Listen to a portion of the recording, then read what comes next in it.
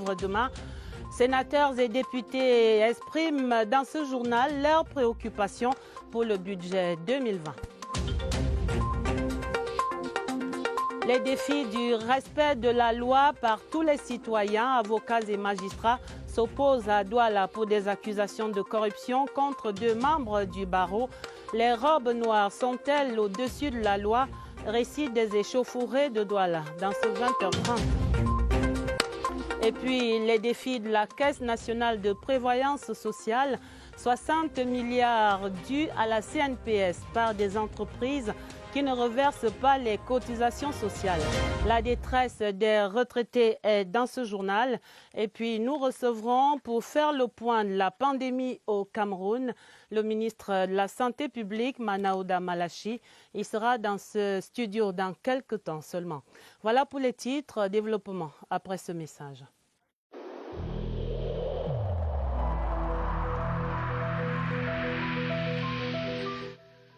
Le port du masque dans l'espace public restera obligatoire jusqu'à nouvel ordre.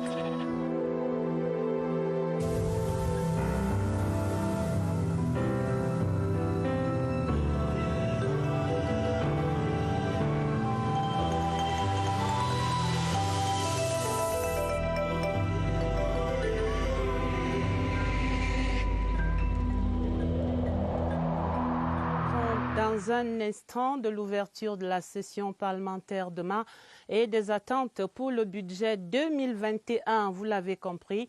Mais d'abord, le temps des affaires qui repart entre Washington et Yaoundé. Des investisseurs américains reçus ce mercredi en audience par le Premier ministre, chef du gouvernement, et ils sont porteurs d'une douzaine de projets allant du transport à la santé en passant par les logements sociaux. Les échanges entre le chef de la délégation Edwin Friedman et Joseph Dion Gouté, c'est dans ce reportage de Laurentine Bokono à l'immeuble Étoile. Je vous assure de la disponibilité à contribuer au renforcement des excellentes relations entre nos deux pays. À peine arrivé à la table du président élu des États-Unis d'Amérique, Joe Biden, le message de félicitations du président de la République du Cameroun, Paul Biya, produit déjà ses premiers effets. Le chef de la délégation des investisseurs américains déclare avoir échangé avec le premier ministre, chef du gouvernement, Joseph Dion Gouté, sur les opportunités d'affaires au Cameroun. Nous avons assez d'informations sur le Cameroun à travers nos recherches. Le Cameroun est un beau pays qui a un potentiel immense en train d'être développé. En ligne de mire, l'énergie, la santé, le transport multimodal, l'agriculture, les logements sociaux et toutes autres opportunités pouvant contribuer à l'émergence industrielle du pays. L'attaché case du chef de la délégation américaine contient autant de projets que de disponibilité dans l'environnement des affaires au Cameroun. Rien que du lourd, avec un poids lourd de la jet set des investisseurs américains. Le consortium UFAI International comprend une centaine d'entreprises déjà présentes dans 6 continents. Le Cameroun sera le 94e pays au monde à l'accueillir. Le travail reprend donc, le travail parlementaire, c'est demain jeudi, jour d'ouverture de la 3e et dernière session législative de cette année 2020. Pour les retrouvailles prévues en matinée à l'Assemblée nationale et l'après-midi au Sénat, les parlementaires ont déjà de nombreuses attentes, parmi lesquelles ils espèrent tous un projet de budget susceptible de prendre en compte les grands défis de l'heure au Cameroun. Voici le florilège de ces attentes dans ce reportage de Mathieu Kemgo. C'est le plat de résistance de cette session de novembre 2020, le vote de la loi de finances pour l'année 2021. Le moment est très attendu. Certains parlementaires sont impatients de découvrir le projet de loi irrelatif. Il faut donner aux parlementaires la possibilité de lire la loi de finances et de réagir de manière conséquente. Et pour le faire, il faut respecter le délai constitutionnel de 15 jours. Le budget de l'État est donc fortement attendu. Députés et sénateurs espèrent y trouver des solutions à certaines grandes préoccupations de l'heure. Que le budget, j'espère, tienne compte de la situation déjà sanitaire qui est assez préoccupante et puis des événements qui se déroulent dans le pays, la reconstruction du nord-ouest et du sud-ouest. Il faut néanmoins que malgré toutes ces pandémies, que les enfants continuent à être éduqués. À l'écoute du peuple et des collectivités territoriales décentralisées qu'ils représentent, ces parlementaires attendent fortement l'effectivité de la décentralisation. Nous attendons voir des inscriptions budgétaires qui cadrent avec l'accélération véritable de la décentralisation. Ces attentes seront entendues au Palais des Congrès où siègent les deux chambres du Parlement.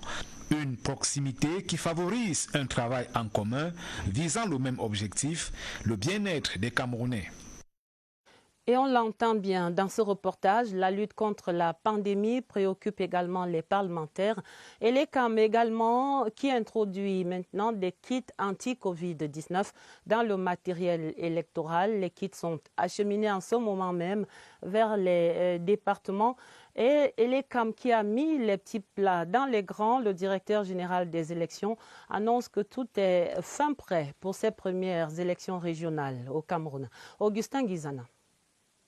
Voici le lot du matériel électoral destiné aux circonscriptions électorales de la région du Sud pour ces régionales. Le directeur général des élections s'assure que tout ira à bonne destination. Il y a 25 000 petites enveloppes, puisque c'est une enveloppe par électeur, plus la marge de sécurité. Nous devons être autour de 2 000 PV de dépouillement, puisqu'il y a les PV des bureaux de vote et les PV des commissions régionales. Au terme du conditionnement, Éric Essoussé a passé en revue les différents compartiments qui ont travaillé d'arrache-pied pendant 3 semaines. C'est ici que tout est conçu et tous les autres pôles travaillent en collaboration étroite. Puis, service de conditionnement. Les responsables ici expliquent que les lots sont disposés par bureau de vote et par région. Pour chacun de ces documents, ils ont les stocks réels, ils ont des stocks de sécurité. Direction Centre national de biométrie. Les cartes d'électeurs sont disponibles pour les 2 types de collèges électoraux. D'une part, près de 15 000 chefs traditionnels et de l'autre côté, il y a 10 000 conseillers municipaux. Le personnel est galvanisé par les mots du directeur général des élections. Éric Essoussé demande à son staff de redoubler d'ardeur au travail. Nous allons à Douala pour cette affaire de corruption de 2 avocats au barreau qui a provoqué hier mardi des échauffourées au tribunal de première instance de Douala-Bonanjo. La première audience des 2 mises en cause a tourné à une rixe générale. Les confrères des 2 avocats mis sous mandat de dépôt étant venus en masse pour obtenir ni plus ni moins que leur libération. Nous allons donc à Douala pour mieux comprendre les faits avec Joseph Itoté. Tout a commencé le 2 novembre 2020. Un certain Noubon est condamné par le tribunal de première instance de Douala-Bonanjo à 18 ans de prison. 3 jours plus tard, c'est-à-dire le 5 novembre 2020, un certain Wanan, frère du condamné, se présente par devant la juge de l'affaire pour exiger le remboursement d'une somme de 3 millions de francs CFA qu'elle aurait perçue pour élargir purement et simplement le condamné. Face à l'étonnement de la juge, Sieur Wanan va brandir les voices WhatsApp des avocats en guise de preuve. Sur le champ, une procédure judiciaire est ouverte. Les 2 avocats sont convoqués et de leur première audition, ils reconnaissent avoir perçu 3 millions de francs CFA, argent qui devait couvrir leurs honoraires. Et pourtant, les voices des 2 avocats envoyés à leurs clients laissaient entendre que cet argent était prédestiné à la juge. La police judiciaire va se saisir de l'affaire. Les 2 avocats sont mis sous mandat de dépôt. C'est donc lors de la première audience de comparution des 2 avocats que la confrérie a assiégé le tribunal de première instance de Douala-Bonanjo hier. Fait particulier dans cette affaire, de 18 ans de prison, il s'agit plutôt de 18 mois d'emprisonnement pour le sieur Noubom qui est à l'origine de ce scandale de corruption.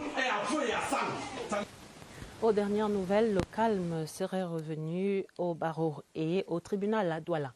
Ouvrons à présent le dossier de la rédaction pour mettre le doigt là où ça fait mal pour les retraités.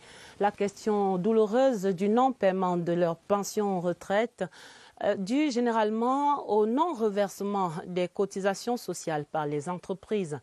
Plus de 16 000 employés qui sont ainsi en détresse au Cameroun. La Caisse nationale de prévoyance sociale réclame la faramineuse somme de 60 milliards de francs CFA aux employeurs. Une affaire de gros sous et de grosses peines. Cyril Kingembepe. Les très petites entreprises sont les plus insolvables. 8 sur 10 sont endettés. De façon globale, signale la CNPS, le mal touche 23 000 entreprises régies par le Code du travail. Il devient urgent de sauver les droits sociaux de 16 000 travailleurs. La loi dit que quand on a retenu les cotisations syndicales sur ton salaire et que cela est prouvé par un bulletin de paye, la CNPS ne doit pas pouvoir retenir tes allocations, mais elle doit pouvoir poursuivre les employeurs qui n'ont pas reversé. Les bulletins de paie démontrent pourtant que les contributions des salariés sont retenues. Nous appelons les employeurs à être conscients que ce sont les derniers publics et que le fait de ne pas les reverser, ça a un coût. Donc ils sont poursuivables judiciairement. C'est la CNPS qui doit pouvoir mettre la pression sur ces employés et la CNPS peut bloquer leur compte. Depuis 2016, plus de 60 milliards de francs CFA échappent ainsi au contrôle. Important de rappeler que le salarié et l'employeur cotisent chaque mois une moitié des 8,4% du salaire de base versé à la CNPS. Je vous l'annonçais tout à l'heure, Monsieur le ministre de la Santé publique, le docteur Manaouda Malachi, est avec nous dans ce studio pour le point de la pandémie en ce moment même au Cameroun. Bonsoir, Monsieur le ministre de la Santé publique. Bonsoir. Alors, quelle est la situation à l'heure où nous allons faire ce point sur ce plateau ce soir?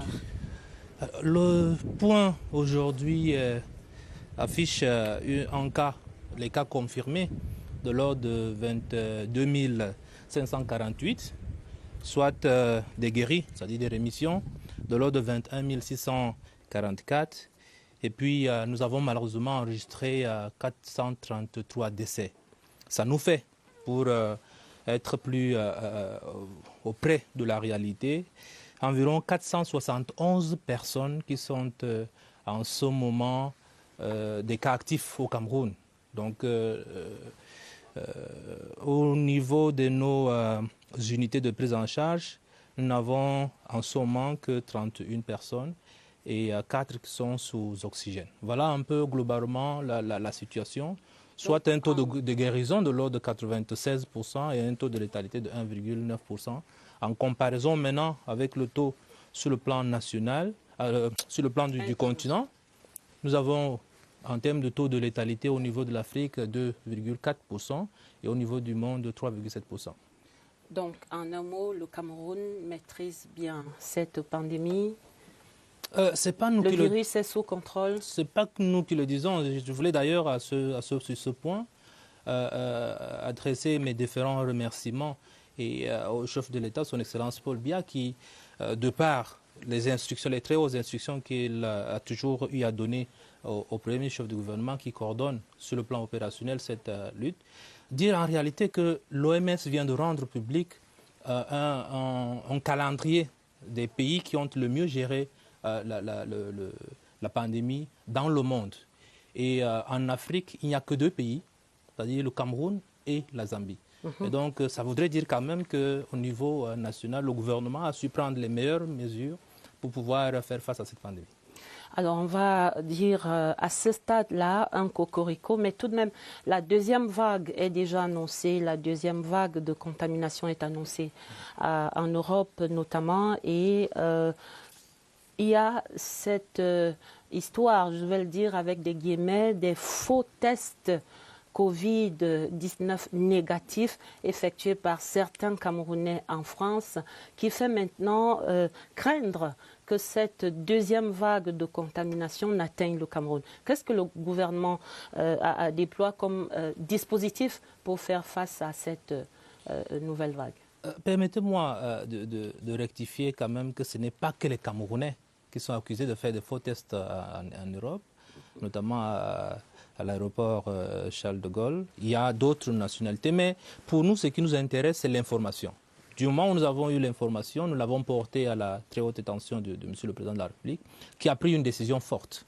Et le Président de la République, son Excellence Paul Biya, a décidé de faire tester tous les passagers qui débarquent au Cameroun, n'est-ce pas, par les aéroports de Yaoundé et Douala. Et donc, cette mesure a été immédiatement répercutée aux autorités concernés. Notamment, nous avons saisi le ministre des Transports, nous avons saisi le gouverneur de région. Vous savez que c'est eux qui coordonnent sur le plan régional maintenant le plan de riposte. Et donc, cette mesure est effective. Voilà. Ce que nous avons également fait, c'est de renforcer, n'est-ce pas, l'unité aux postes frontières en matière de ressources humaines. Nous avons fait des infrastructures devant accueillir, mais en réalité, nous le faisons pas simplement en attente du déploiement de la société Medites qui devrait pouvoir prendre le relais dans le cas de la décontamination, de la désinfection et puis dans le cas de testing au niveau des aéroports. Notre objectif ici, c'est d'éviter qu'il y ait des engorgements et donc de multiplier les équipes, mais de pouvoir au maximum réduire une éventuelle importation. Et depuis que nous avons mis en place ce dispositif, ça marche très bien. À Simalène, à Douala et à l'aéroport international de Douala, voilà. Ici à Simalène, à Yaoundé, je voulais dire. Alors, on a constaté que ce dispositif, d'ailleurs, aurait dû être mis en place dès la première vague et on aurait été épargné totalement ou partiellement, on n'en sait rien, de cette pandémie. Je ne pense pas qu'on n'a pas mis ce dispositif. Ce dispositif existait bien. De ce fameux 17 voilà. mai. Ça existait bien. Mais vous savez très bien qu'à ce moment, nous avions focalisé sur le screening, n'est-ce pas, des passagers, et nous n'avions pas cette capacité de testing que nous avons aujourd'hui avec les tests de dépistage rapide antigène. Et donc, je pense que ce n'est pas faute d'y avoir pensé, mais à ce moment, c'était un peu plus difficile sur la scène internationale. Mais je crois qu'aujourd'hui, nous avons les moyens de pouvoir tenir pour pouvoir empêcher cette nouvelle importation. Monsieur le ministre, on a constaté ce mercredi à Douala, dans les informations qui nous viennent de la capitale économique, une vague annoncée de contamination. Dans une école, on a annoncé une vingtaine de cas. Qu'en est-il exactement ce soir? Non, ce n'est pas une vague de contamination comme j'entends et je lis sur les réseaux sociaux. En réalité, nous parlons là de 3 districts où on a eu un taux de contamination au-dessus de ce que nous avions l'habitude. Vous savez très bien que notre objectif, c'est de descendre en deçà de 100 cas par semaine. Et là, nous sommes, avec ces cas-là, nous sommes un peu plus au-dessus de 200. Et donc, ça a attiré l'attention tout de suite parce que vous savez très bien aussi que nous sommes en train de tester les enseignants, nous sommes en train de tester les élèves. Et donc, c'est juste dans ce sens-là. Et nous avons également les retours des vacances venant des pays d'Europe, d'Amérique, d'Asie et tout le reste. Donc, je crois que c'est ça qui a fait en sorte qu'on ait un peu plus de cas. Mais rapidement, il y a les équipes qui sont descendues sur le terrain dans le cadre de la recherche active des cas et de suivi des contacts pour pouvoir rapidement, n'est-ce pas, circonscrire les cas et pouvoir tester tous les cas contacts. Et le moment venu, nous leur donnerons le traitement qu'il faut assez précocement. Donc ça se fait et nous avons élargi la mesure à tous les districts, les 190 districts que nous avons au Cameroun. Dans le cadre de la surveillance active et la détection précoce à tous les niveaux. Ils entrent dans les communautés, ils entrent dans les formations sanitaires au niveau des portes d'entrée. Donc nous avons élargi cette mesure et je pense que ça donnera les fruits.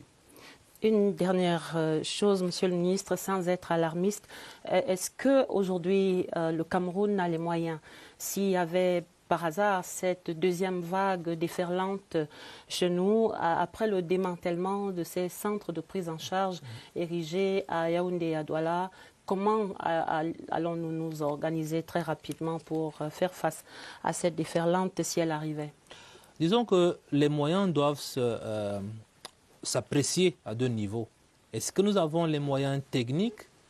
Oui, le gouvernement a déployé un ensemble d'équipements, un ensemble de personnel et nous sommes en train d'en former encore pour pouvoir tenir, notamment dans la prise en charge des cas, au moment où si jamais il y aurait une seconde vague, pour tenir au niveau de la surveillance dans les communautés. Donc sur le plan technique, ce travail est en train de se faire.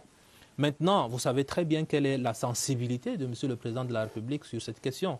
Et donc dire que est-ce que nous avons les moyens, je crois que le Président prend toutes les dispositions pour que la riposte soit vigoureuse, la riposte conduise à ce qu'il y ait une meilleure maîtrise de la pandémie et je pense que c'est ce qui s'est passé jusqu'à présent. Donc, je crois qu'il n'y a pas d'inquiétude sur ce point.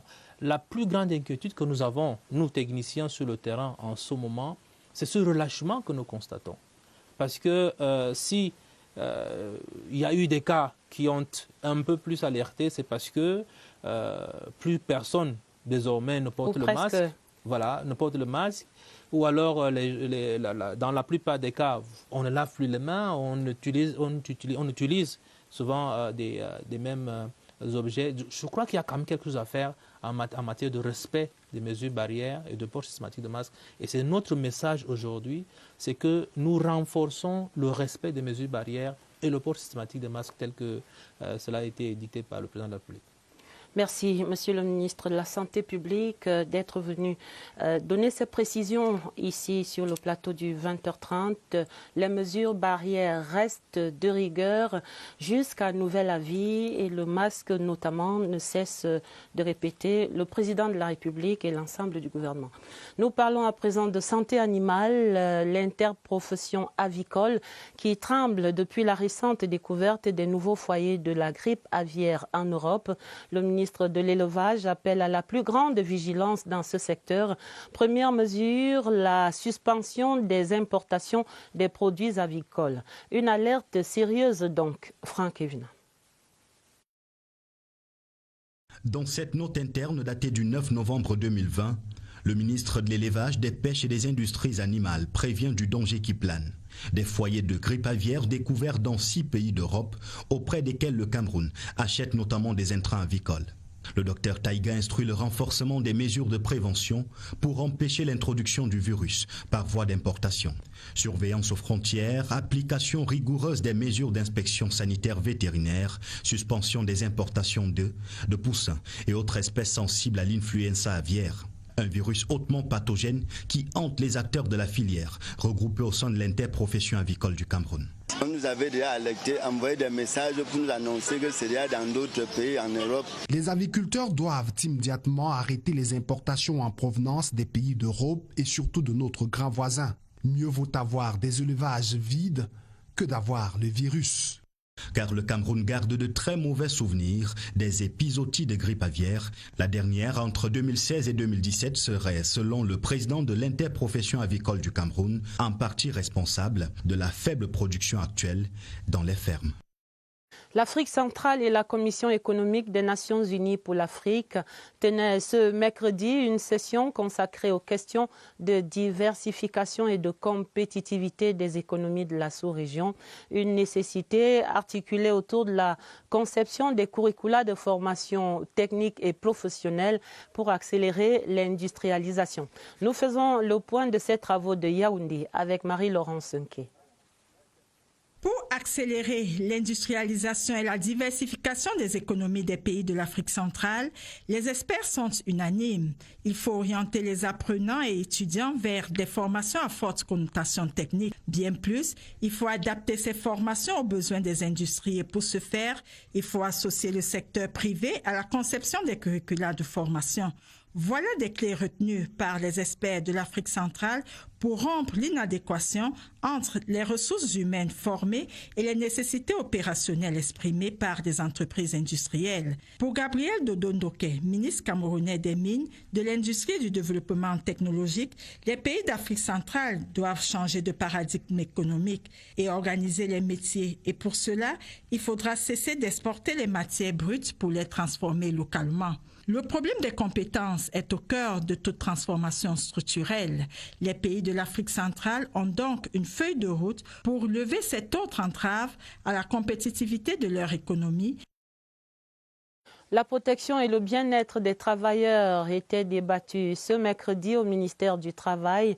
Un atelier consacré à la maîtrise des conventions de l'OIT en la matière. Augustin Bichoka. Le Cameroun est membre de l'Organisation internationale du travail depuis février 1960. Notre pays a ratifié à ce jour 50 conventions internationales qui sont peu ou mal connues par le public. La division des normes et de la coopération se propose d'implémenter leur vulgarisation. L'intérêt de cet atelier aujourd'hui, qui est un atelier de conformation tripartite, dans lequel seront abordés d'une part l'impact des normes internationales du travail sur la législation nationale camerounaise et d'autre part un état des lieux rapide. À l'ouverture des travaux, devant les représentants des acteurs sociaux, le secrétaire général du ministère du Travail et de la Sécurité sociale, Johnny Razak, a souhaité que des différents exposés permettent aux participants d'acquérir de nouvelles connaissances. Il y a les 8 normes fondamentales, il y a des conventions qui sont pour interdire le travail forcé. Il y va de l'amélioration du cadre de travail décent. Le plan triennal spécial jeunes fait escale dans la région de l'Est. Près de 180 jeunes en attente de financement ont ainsi pu recevoir des kits d'installation et des chèques. À cette étape, comme à d'autres, le ministre de la Jeunesse et de l'Éducation civique, Mounouna Foutsou, invite les bénéficiaires à mettre ses appuis à profit. Eliomé Ondo est à Bertois. Entrepreneurial de l'émergence d'un pays prospère. C'est un ouf de soulagement que poussent les jeunes de la région de l'Est, bénéficiaires du plan triennal spécial jeunes, à l'occasion de cette visite de travail du ministre Mounouna Foutsou de la Jeunesse et de l'Éducation civique, venu leur distribuer des chèques, des attestations et des équipements pour faciliter leur installation. Nos impressions sont celles d'un jeune comblé parce que la plus grande difficulté que nous rencontrons dans l'entrepreneuriat jeune, c'est l'appui au financement. Aujourd'hui, nous avons reçu ce financement. On faisait des petits champs. Maintenant, avec ce financement, on va essayer de l'agrandir et de le perfectionner. Un appui du gouvernement qui s'inscrit dans le cadre de la volonté du chef de l'État Paul Biya à juguler le chômage des jeunes et dynamiser la croissance économique par l'appui à la création d'entreprises et d'emplois. Le plan triennal spécial jeune est palpable et visible à l'Est aujourd'hui. Il n'y a plus de la place au doute ou au scepticisme. Cette cérémonie à la place des fêtes d'Abomban a été l'occasion pour le ministre de la Jeunesse et de l'Éducation civique Mounouna Foutsou de remettre des kits de réarmement moral, civique et entrepreneurial aux responsables opérationnels des services déconcentrés de son ministère dans le but de faciliter la conduite des sessions sur le terrain, le suivi et l'accompagnement des jeunes. L'élite gouvernementale représentée par le ministre Joseph Lé et l'élite politique ont tenu à venir encourager les jeunes de l'Est à saisir toutes les opportunités locales à leur portée pour leur plein épanouissement. Rentrée solennelle ce 11 novembre à l'Université catholique d'Afrique centrale. La cérémonie coprésidée par l'archevêque de Yaoundé, Monseigneur Jean Barga, et par le représentant du ministre des Enseignements supérieurs a été l'occasion de bénir le bâtiment dédié à la toute nouvelle faculté des sciences juridiques et politiques. Une fierté là-bas, Laurence Okalia. Les sciences juridiques et politiques ont tracé un nouveau chemin au Cameroun. Les étudiants de l'Université catholique d'Afrique centrale, venus de 6 pays de la sous-région, peuvent désormais l'emprunter. En inaugurant le bâtiment de cette faculté au sein du campus, ils souhaitent former des politologues et non des politiciens et leurs partis politiques, et des juristes et non des parlementaires et leur parlement. Nous voulons briller par l'originalité, la formation éthique, les nouveaux métiers du droit et de la science politique. Créée par l'État du Vatican, l'institution mise sur l'accompagnement spirituel de ses apprenants. L'Université catholique d'Afrique centrale a pour mission d'apporter son expertise dans la formation de hauts cadres pouvant aider ces pays à s'inscrire dans l'histoire de l'Afrique. Depuis 1989, l'Université catholique d'Afrique centrale est au service de l'éducation, de la chrétienté et ça continue. La page des sports, on parle de cette veille du match Cameroun-Mozambique à Douala. 4 joueurs ont rejoint l'équipe. Aujourd'hui, sont désormais 23 lions indomptables dans la tanière, tous au complet. Et à Douala, retrouvons Monique Félicité Chouen pour cette veillée d'armes. Accueil des lions indomptables cette mi-journée dans leur hôtel de retour de Bépanda. À leur descente, Ngando Piquet et son équipe présents comme d'habitude. Pardon, dis-moi qui va gagner, les lions vont gagner. Pardon, dis-moi qui va gagner, les lions vont gagner. 40 ans auprès des lions de notre Cameroun, tout le temps, partout que Ngando Piquet, quand les lions sont là, on voit Ngando Piquet.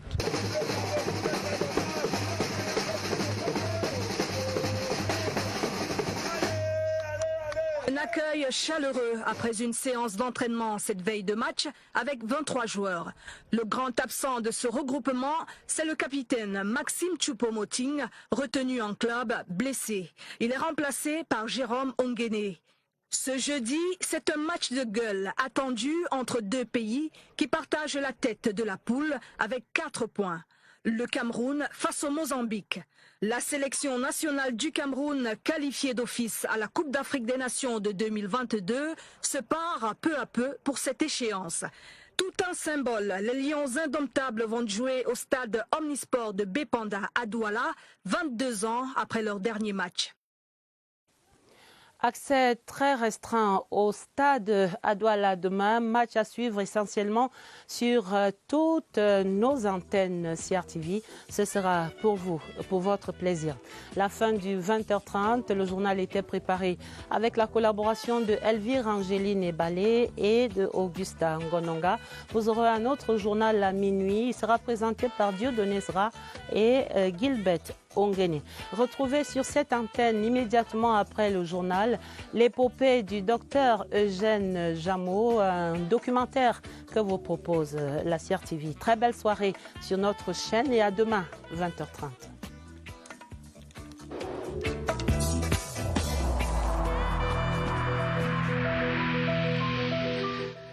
Il est essentiel que les mesures qui ont été indiquées